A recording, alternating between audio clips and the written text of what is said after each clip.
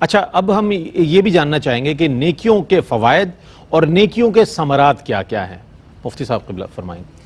بسم اللہ الرحمن الرحیم۔ اس میں سب سے پہلے ڈاکٹر صاحب نے بڑی خوبصورت باتیں ارشاد فرمائیں، اللہ تعالیٰ ان پر عمل پیرا ہونے کی توفیق نصیب فرمائے۔ یہ بات سمجھ لینی چاہیے کہ نیکی کے کام ہوں، اعمال صالحہ ہوں، یا خیر اور برکتیں ہوں، یا اجر و ثواب ہو، یہ سب کا سب نہ یہ انسانی روح کی غذا ہے۔ بالکل بالکل، کبھی بھی گناہ کرنے کے بعد نہ روح مطمئن نہیں ہوتی، بالکل اب بظاہر ہنستے رہیں، اضطرار رہتا ہے، اضطراب رہتا ہے، لیکن زمانہ ایک طرف ہو، آپ چھوٹی سی نیکی کریں، کوئی جا رہا ہے آپ نے اس کی مدد کر دی، دل کو یوں سکون کر مل کے جاتا مدد کر دی، کسی کو پتہ ہی نہیں چلا، لیکن دل ایسا سرور میں آتا ہے، ایسا مطمئن ہوتا ہے۔ تو یہ انسانی روح کی غذا ہے۔ جس طرح بدن کو اس کی غذا جب ہم دیتے ہیں، کھانا کھاتے ہیں، پانی پیتے ہیں، تو بدن کو جب غذا دیتے ہیں تو بدن کو تقویت حاصل ہوتی ہے۔ بالکل اسی طریقے سے جب روح کو ہم یہ غذا دیتے رہیں گے نا روزانہ کی بنیادوں روح پر، بالیدہ ہوتی رہے گی، تو روح میں بالدگی پیدا ہوگی، روحانی مدارج ہم طے کرتے چلے جائیں گے، روحانی ترقی ہمیں حاصل ہوگی۔ اور یاد رکھیں کہ دل کا سکون اور قلب کا جو چین ہے نا، وہ نیکیوں میں ہے، وہ گناہوں میں نہیں ہے۔ جیسے حدیث پاک مجھے یاد آ رہی ہے کہ حضور نبی کریم علیہ السلام نے فرمایا کہ جب بندہ گناہ کرتا ہے نا تو اس کے دل پر ایک سیاہ نقطہ پڑ جاتا ہے، ٹھیک ہے نا، اور پھر اس کے بعد جب وہ توبہ کر لے تو وہ سیاہ نقطہ ختم ہو جاتا ہے، اور نیکیاں در نیکیاں کرتا رہے تو پھر وہ دل جو ہے وہ یوں سمجھ لیجئے کہ شیشے کی مانند پاکیزہ ہو جاتا ہے، یعنی وہ یوں سمجھ لیں بالکل پاک صاف ہو جاتا ہے۔ میرے خیال بہت خوبصورت آپ بیان فرما رہے ہیں، اور یہاں سننا ضروری ہے چونکہ ہماری اصلاح کا اس میں پہلو موجود ہے جس طرف مفتی صاحب اشارہ فرما رہے ہیں۔ رئیس بھائی اس حدیث پاک کی روشنی میں کہ جب نقطہ پڑ جاتا ہے نا تو سیاہ پڑ جاتا ہے، ٹھیک ہے،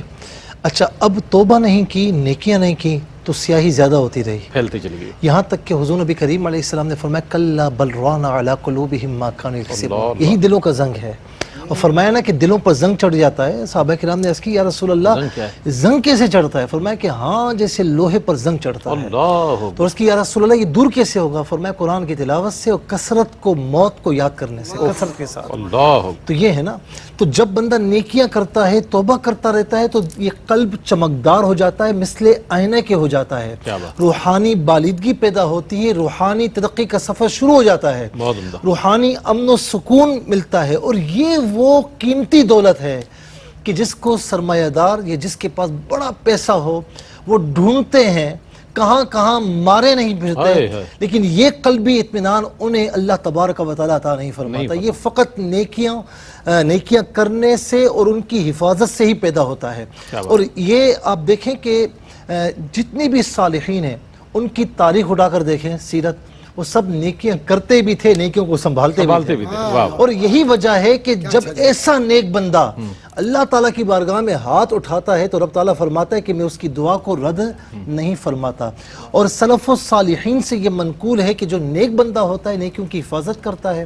اللہ تبارک و تعالیٰ اسے حفظ و امان میں لے لیتا ہے، اس سے اپنی رحمتیں اس پر نزول فرماتا ہے۔ اور یہاں پر آپ دیکھیں قرآن کریم فرماتا ہے کہ ان الذین آمنوا وعملوا الصالحات کانت لہم جنات الفردوس نزلا، بے شک وہ لوگ جو ایمان والے ہیں، اعمال صالحہ کرنے والے ہیں، تو ان کے لیے جنت الفردوس ہے بطور مہمان نوازی کے۔ ان الذین آمنوا وعملوا الصالحات سیجعل لہم الرحمن ودا، کہ بے شک جو ایمان والے اور اعمال صالحہ کرنے والے ہیں، اللہ تعالیٰ